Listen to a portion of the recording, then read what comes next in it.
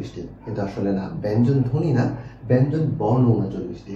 তাহলে ব্যঞ্জন বর্ণ যদি 39টি হয়, ব্যঞ্জন ধ্বনি কয়টি? ব্যঞ্জন ধ্বনি 30টি। এখন আপনাদের মনে প্রশ্ন আসতে পারে, ব্যঞ্জন বর্ণ যদি 39টি হয় তাহলে ব্যঞ্জন ধ্বনি কিভাবে কমে 30টা হলো? আমরা দেখি যে অনেক সময় কিছু ব্যঞ্জন বর্ণের নিজস্ব উচ্চারণ নেই, আবার দেখা যায় যে দুইটি ব্যঞ্জন বর্ণের উচ্চারণ একই রকম, অর্থাৎ একটা ব্যঞ্জন বর্ণের উচ্চারণকে অন্য একটা ব্যঞ্জন বর্ণের উচ্চারণ দ্বারা রিপ্রেজেন্ট করা যায় বা প্রতিস্থাপন করা যায়। এখন বিষয়, ধ্বনিটা কি? ধ্বনিটা হচ্ছে উচ্চারিত রূপ, অন্যদিকে বর্ণ হলো লিখিত রূপ। আমরা যখন দেখি যে দুইটা বর্ণ হলেও তার উচ্চারণ একটা, তখন ধ্বনি একটা হয়, অন্যদিকে বর্ণ দুইটা হয়। ঠিক এভাবে করে 39টা ব্যঞ্জন বর্ণ হলো ব্যঞ্জন ধ্বনি আসলে 30টা। তো আমাদের এজন্য ধ্বনি এবং বর্ণ সম্পর্কে সুস্পষ্ট ধারণা থাকা প্রয়োজন। তাহলেই আমরা বর্গীয় ধ্বনি কয়টা, বা অন্তস্থ ধ্বনি কয়টা, বা উষ্ম ধ্বনি কয়টা, বা পরাশ্রয়ী ধ্বনি কয়টা, এ জাতীয় সকল প্রশ্নের উত্তর দিতে পারবো ইনশাল্লাহ।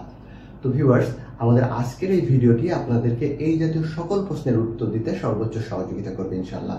তো চলুন আমরা মূল আলোচনায় চলে আসি। প্রথমে আমরা এখানে দেখছি ব্যঞ্জন বর্ণগুলো লেখা আছে।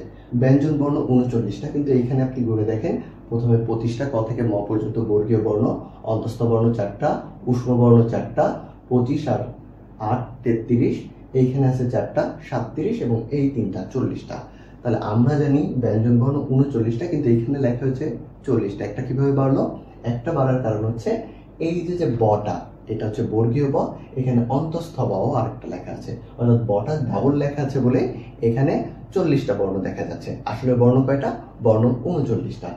এখন আমরা বর্গীয় বর্ণগুলোর ভিতর দেখব যে বর্গীয় বর্ণ তো 25টা জানি, কিন্তু বর্গীয় ধ্বনি কয়টা।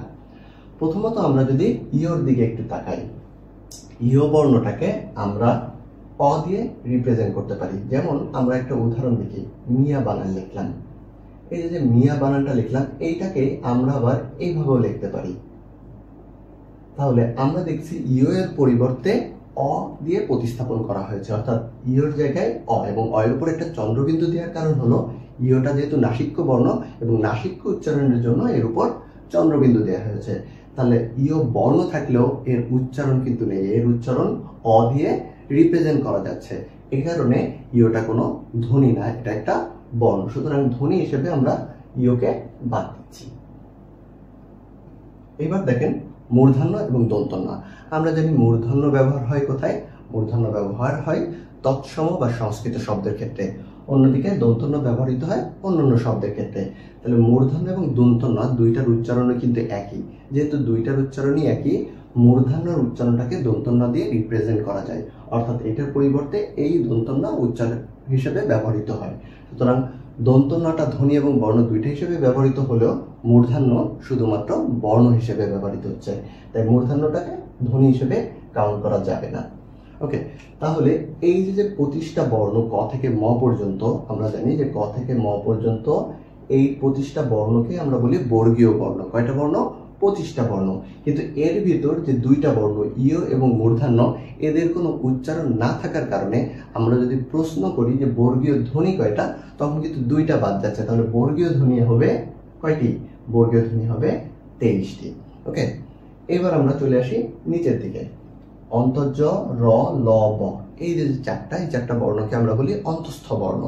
এই অন্তস্থ বর্ণের ভিতর অন্তর্জ যে বর্ণটা আছে, এইটাকে আমরা বর্গজ্জের মাধ্যমে রিপ্রেজেন্ট করতে পারি। সেটা কিভাবে? দেখেন, আমরা একটা উদাহরণ দেখলে আপনারা সহজে বুঝে যাবেন। যেমন আমরা বললাম রোজা, রোজা এই যে বানানটা লিখলাম, এই বানানটাকে আপনি যদি লেখেন রোজা, দেখেন অন্তর্জ এর জায়গায় বর্গজ্জ লিখেছেন। উচ্চারণে কি কোনো পার্থক্য আছে? উচ্চারণে কোনো পার্থক্য নেই, অর্থাৎ অন্তর্জ এবং বর্গজ্জ দুইটার উচ্চারণ একই। দুইটা বর্ণ হলেও উচ্চারণ একটা হওয়ার কারণে ধ্বনি হলো একটা, অর্থাৎ অন্তর্জ বর্ণ হিসেবেই শুধু কাউন্ট হচ্ছে, ধ্বনি হিসেবে না। সুতরাং অন্তর্জকে আমরা এখান থেকে বাদ দিচ্ছি। তাহলে অন্তস্থ বর্ণ চারটা হলো, আপনাকে যদি প্রশ্ন করা হয় অন্তস্থ ধ্বনি কয়টা, অন্তস্থ ধ্বনি একটা বাদ যাচ্ছে, কয়টা? তাহলে 3টা। তাহলে আমরা লিখলাম অন্তস্থ ধ্বনি হচ্ছে 3টা। এবার আমরা তারপরে চলে আসি উষ্ম বর্ণ। এই উষ্ম বর্ণ কয়টা? উষ্ম বর্ণ হচ্ছে 4টা, তালিবস্য, মূর্ধন্যস্ব, দন্তস্ব এবং হ। এর ভিতর মূর্ধন্যস্ব যে শব্দটা, বর্ণটা আছে, মূর্ধন্যস্বকে আমরা তালিবস্য দিয়ে রিপ্রেজেন্ট করতে পারি উচ্চারণের সময়। যেমন আমরা যদি লিখি ভাষা, এই ভাষার উচ্চারণ লিখতে বলা হয়, আপনি উচ্চারণ লিখবেন ঠিক এইভাবে ভাষা, তাহলে মূর্ধন্যস্বরকে আমরা তালিবস্যা দিয়ে উচ্চারণের সময় রিপ্রেজেন্ট করতে পারছি, অর্থাৎ মূর্ধন্যস্বর কোনো উচ্চারণ নেই। যেহেতু উচ্চারণ নেই তাহলে মূর্ধন্যস্বর ধ্বনি হিসেবে ব্যবহৃত হচ্ছে না, আমরা এটাকেও এখান থেকে বাদ দিচ্ছি। এখন কথা হচ্ছে তাহলে উষ্ম বর্ণ ছিল 4টা, কিন্তু উষ্ণ ধ্বনি তাহলে কয়টা? একটা বাদ যাচ্ছে, উষ্ণ ধ্বনি হচ্ছে 3টা। পরবর্তীতে চলে আসি অন্তঃস্থ। এই যে অন্তঃস্থ যে শব্দটা, অন্তঃস্থ, এইটার বানানের ভিতরে লেখা আছে যে এটা অন্তঃস্থ অ। এখন কথা হচ্ছে অন্তঃস্থকে আমরা অ দিয়ে রিপ্রেজেন্ট করতে পারি। সেটা কেমন? ধরেন আমরা যদি একটা উদাহরণ দিই, কোরিয়া, এইটাকে আপনি যদি ওইখানে অন্তঃস্থ জায়গায় অ কে বসান, তাহলে কিন্তু দেখেন একই রকম উচ্চারণ থাকছে, কোরিয়া। তাহলে অন্তঃস্থের জায়গায় আমরা অ দিয়ে রিপ্রেজেন্ট করতে পারি। যেহেতু অন্তঃস্থকে আমরা অ দিয়ে রিপ্রেজেন্ট করতে পারি, অন্তঃস্থ বর্ণ হিসেবে ব্যবহৃত হলেও এটা ধ্বনি নেই, সুতরাং এটাকে আমরা এখান থেকে বাদ দিচ্ছি। পরবর্তীতে আমরা চলে আসি খণ্ডত। খণ্ডত শব্দটার ভিতর কিন্তু এটার উত্তরটা রয়ে গেছে। খণ্ডত হলো তয়ের একটা খণ্ডরূপ, অর্থাৎ খণ্ডতকে আমরা তর মাধ্যমে উচ্চারণ করতে পারি। তাহলে খণ্ডত এবং ত দুইটা বর্ণ হলেও উচ্চারণ কয়টা? উচ্চারণ আসলে একটা, অর্থাৎ খণ্ডত এখানে বর্ণ হিসেবে ব্যবহৃত হচ্ছে কিন্তু ধ্বনি হিসেবে না। এরপর চলে আসি অনেশ্বর। অনেশ্বরটার উচ্চারণটা আমরা উম দিয়ে রিপ্রেজেন্ট করতে পারি। যেমন আমরা বললাম অঙ্ক,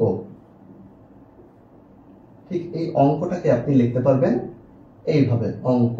তাহলে আমরা এখানে দেখছি অনেশ্বরের জায়গায় আমরা উম ব্যবহার করতেছি, তাহলে অনেশ্বরের উচ্চারণটা উম দিয়ে রিপ্রেজেন্ট যেহেতু করা যায়, তাহলে অনেশ্বর শুধু বর্ণ হিসেবে ব্যবহৃত হচ্ছে, ধ্বনি হিসেবে নয়। এরপরে চলে আসি বিসর্গ। বিসর্গ আমরা একটা উদাহরণ দেওয়ার মাধ্যমে বোঝার চেষ্টা করবো। ধরেন আমরা লিখলাম বয়াকারতে বিসর্গ, এটার উচ্চারণটা কি? এটার উচ্চারণটা হলো বাহ। তাহলে উচ্চারণটা কি? বাহ। এখন দেখেন এই বিসর্গের জায়গায় আপনি ব্যবহার করছেন কি? হ। তাহলে বিসর্গের উচ্চারণটা আপনি হর মাধ্যমে করতে পারছেন। যেহেতু বিসর্গের উচ্চারণ করতে পারছেন হয়ের মাধ্যমে, বিসর্গ এখানে বর্ণ হিসেবেই শুধু ব্যবহৃত হচ্ছে, কিন্তু ধ্বনি হিসেবে না, তাই বিসর্গকে আমরা বাদ দিচ্ছি। এরপর আসেন চন্দ্রবিন্দু। চন্দ্রবিন্দু যেটা আছে, এইটা কোনো শব্দের উপরে বসে, বর্ণের উপরে বসে এবং সেটা কিছুটা নাসিক্য উচ্চারণ হয়, কিন্তু এটার আলাদা করে কোনো উচ্চারণ নেই। যেহেতু এর আলাদা করে কোনো উচ্চারণ নেই, সুতরাং এইটারও কোনো ধ্বনি রূপ নাই, এটা শুধু বর্ণ হিসেবে ব্যবহৃত হয়, সুতরাং আমরা এটাকেও বাদ দিলাম। এখন যদি আপনাকে প্রশ্ন করা হয় যে পরাশ্রয়ী ধ্বনি কয়টা?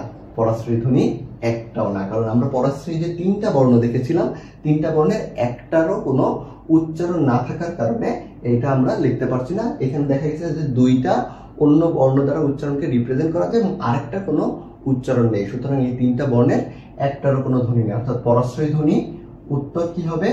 একটিও না। পরাশ্রয়ী ধ্বনি কয়টা? একটিও না।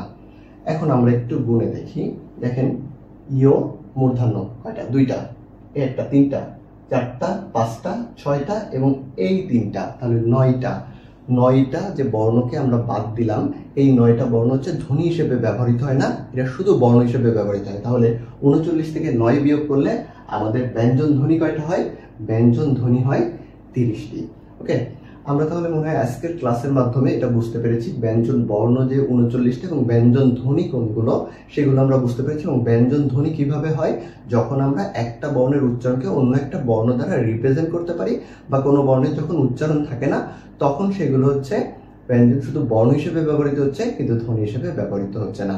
সো ভিউয়ার্স, আমার মনে হয় আজকের ক্লাসের মাধ্যমে আপনারা এই বিষয় সম্পর্কে যে কোনো প্রশ্নের উত্তর দিতে খুব সহজেই পারবেন।